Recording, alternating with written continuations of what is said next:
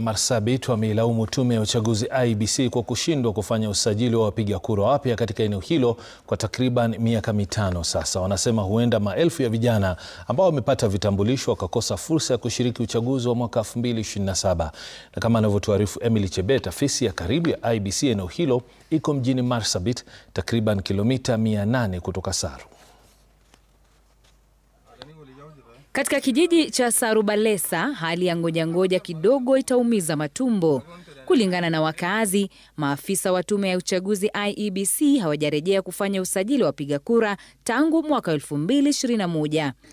Mohamed Nur alimaliza shule ya upili mwaka 2018 na baada ya kupata kitambulisho, matumaini yake ya kushiriki uchaguzi mkuu ujao yanaanza kudidimia. Kura sasa tunakata Marsabit. Tu IEBC hawezi tukujia. Na sisi hatuna gari kama jenzi, na hatuna pesa, hatuna kazi. Kutoka hapa Marsabit distance ni 800 km. Fare gari ni 2K. Kadi argane. Kura narga. Sijapata kadi ya kura lakini niko na ID. Ningetaka pia mimi kupiga kura. No wala serikali. Walikuja kitambo kabla hata kupigwa kura ile ya juzi, ya election ya juzi mbele yake. Ndio walifika na hakuna mtu ambaye tangu siku hiyo hatujaona.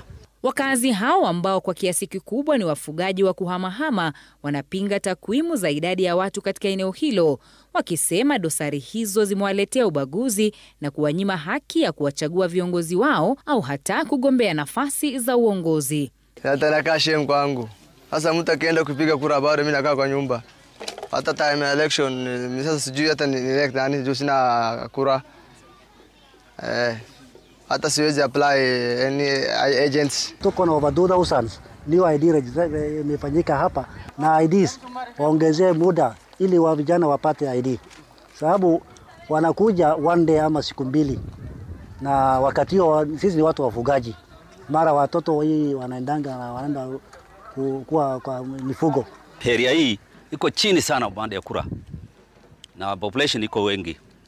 Kwa hivyo tunaomba IEBC wafanye bidii, watume wa vijana ama wawe wakikaa hapa. Maeneo bunge kadhaa katika kaunti hiyo pia bado haijafanyiwa usajili wa wapiga kura.